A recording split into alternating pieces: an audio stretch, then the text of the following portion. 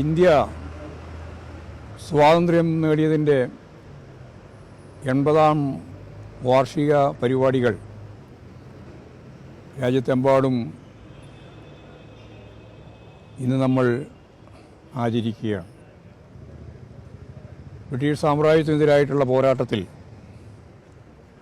അതിശക്തമത്തായ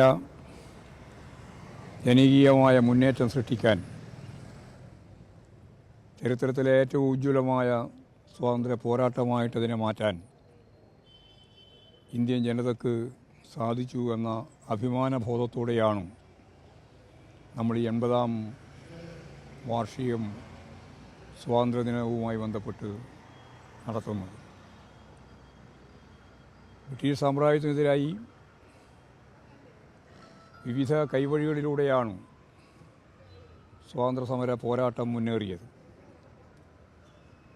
മഹാത്മാഗാന്ധിജിയുടെയും ഇടതുപക്ഷ രാഷ്ട്രീയ പ്രസ്ഥാനങ്ങളുടെയും തീവ്രവാദ നിലപാടുകൾ സ്വീകരിക്കുന്ന ഖദർ പ്രസ്ഥാനം ഉൾപ്പെടെയുള്ള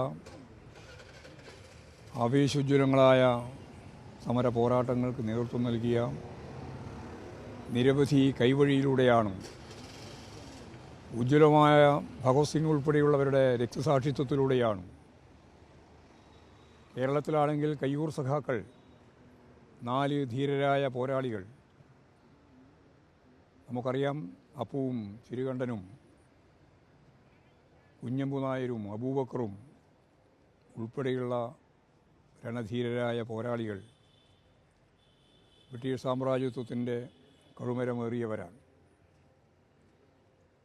ഇങ്ങനെയുള്ള നിരവധി പോരാട്ടങ്ങളിലൂടെ, സമരങ്ങളിലൂടെ, രക്തസാക്ഷിത്വത്തിലൂടെ, സഹനത്തിലൂടെ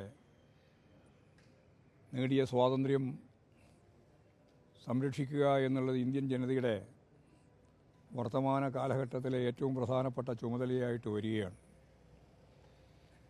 സ്വാതന്ത്ര്യ പ്രസ്ഥാനത്തിൻ്റെ ഭാഗമായിട്ട് ഒരിക്കലും വരാതിരിക്കുകയും ബ്രിട്ടീഷ് സാമ്രാജ്യത്വത്തിന് അനുകൂലമായ നിലപാട് സ്വീകരിച്ച് മാപ്പെഴുതി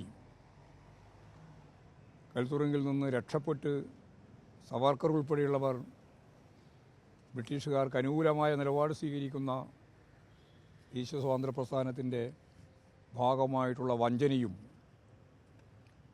നമ്മൾ ലോകം കണ്ടിട്ടുള്ളതാണ്.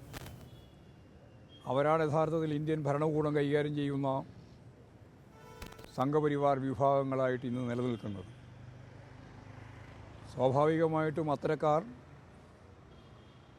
ഇന്ത്യയുടെ മൂല്യം, ജനാധിപത്യ അവബോധം, സ്വാതന്ത്ര്യം ഇതെല്ലാം ഹനിക്കുന്നതിനു വേണ്ടി, അതിൻ്റെ ഏറ്റവും പ്രധാനപ്പെട്ട മതനിരപേക്ഷ ഉള്ളടക്കം ഇല്ലായ്മ ചെയ്യുന്നതിനു വേണ്ടി ഭരണകൂടം കച്ചകെട്ടി ഇറങ്ങി പുറപ്പെട്ടിരിക്കുകയാണ് ഇന്ത്യയിൽ.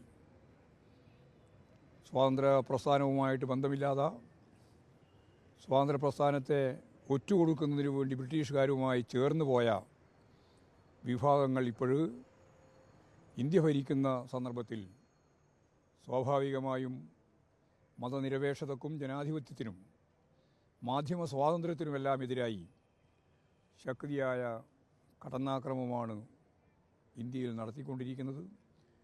ഇതിനെയെല്ലാം ശക്തിയായിട്ട് എതിർത്തുകൊണ്ട് മാത്രമേ ജനാധിപത്യ നിലനിർത്താനും മുന്നോട്ടേക്ക് പോകാനും നമുക്ക് സാധിക്കുകയുള്ളൂ.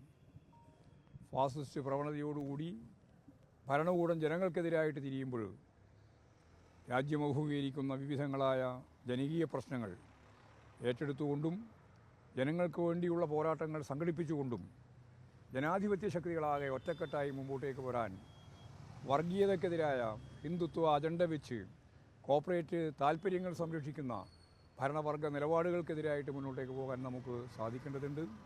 അതിൻ്റെ പ്രതിജ്ഞയായിരിക്കണം 80ാം വാർഷികം ആചരിക്കുന്ന സ്വാതന്ത്ര്യദിന പുലരിയിൽ നമുക്കെല്ലാം നിർവഹിക്കാനുള്ളത്. ഈ രാജ്യം സ്വാതന്ത്ര്യത്തോടുകൂടി ഇനിയും മുന്നോട്ടേക്ക് പോകാൻ ഇന്ത്യൻ ഭരണഘടന ഉയർത്തിപ്പിടിച്ചുകൊണ്ട് മതനിരപേക്ഷതയ്ക്ക് വേണ്ടി നിലകൊള്ളാൻ, സ്വാതന്ത്ര്യവും ജനാധിപത്യവും അതേപോലെ തന്നെ വളരെ പ്രധാനപ്പെട്ട മാധ്യമ സ്വാതന്ത്ര്യവുമെല്ലാം നിലനിർത്താൻ വലിയ പോരാട്ടങ്ങളിലേക്കാണ് നമുക്കിനി പോകേണ്ടി വരിക. അതിനെല്ലാ വിഭാഗം ജനങ്ങളെയും ചേർത്ത് മുമ്പോട്ടേക്ക് പോകാൻ നമുക്ക് സാധിക്കണം എന്ന് മാത്രം ചൂണ്ടിക്കാണിച്ചുകൊണ്ട് ഈ ഇന്ത്യയിലുള്ള രാജ്യത്തെ സ്നേഹിക്കുന്ന ലോകത്തെമ്പാടുമുള്ള മനുഷ്യർ ഇന്ന് ഇന്ത്യൻ സ്വാതന്ത്ര്യദിന പ്രസ്ഥാനത്തിൻ്റെ ഭാഗമായിട്ട് വിവിധങ്ങളായ പരിപാടികളിൽ പങ്കുചേരുമ്പോൾ എല്ലാവർക്കും ആശംസകൾ നേർന്നുകൊണ്ട് ഞാൻ എൻ്റെ വാക്കുകൾ ഉപസംഹരിക്കുകയാണ്. ആലപിക്കണമെന്ന് നിർബന്ധിക്കുന്നില്ല, ദേശീയഗാനം ആലപിച്ചാൽ ഉത്തരവ് ഇന്നലെ ഇറക്കിയായിരുന്നു. അതിന് എന്താണ് പാർട്ടിയുടെ പ്രതികരണം? അല്ല, ഞങ്ങൾ ആദ്യം പറഞ്ഞുകൊണ്ടിരിക്കുകയാണല്ലോ, വന്ദേമാതരം അതിൻ്റെ രണ്ട് ചരണങ്ങൾ മാത്രമേ ആലപിക്കാൻ പാടുള്ളൂ, അതല്ലാതെ മറ്റു വരുന്നത് വർഗീയമായ ചുവയുള്ള കാര്യമാണ് എന്നുള്ളതുകൊണ്ടാണ് ആലപിക്കാൻ പാടില്ല എന്ന് ഞങ്ങൾ പറയുന്നത്. മതനിരപേക്ഷതയ്ക്ക് വേണ്ടിയിട്ടാണ്. അത് ആ രീതി തന്നെ വേണം എന്ന് തന്നെയാണ് ഞങ്ങൾ ഇന്നലെ വരെ, ഇപ്പോഴും ഈ നിമിഷം വരെ ശക്തിയായിട്ട് ആവശ്യപ്പെട്ടുകൊണ്ടിരുന്നത്. ഈ ആവശ്യം ചില മേഖലയിലൊക്കെ നടപ്പിലാക്കാൻ വേണ്ടിയിട്ട് തയ്യാറാവുന്നു എന്നുള്ളത് സ്വാഭാവികമായിട്ടും സ്വാഗതം ചെയ്യപ്പെടേണ്ടുന്ന കാര്യം തന്നെയാണ്. കൂടുതൽ വാർത്തകൾക്ക് news 18 Keralam YouTube channel subscribe ചെയ്യുക.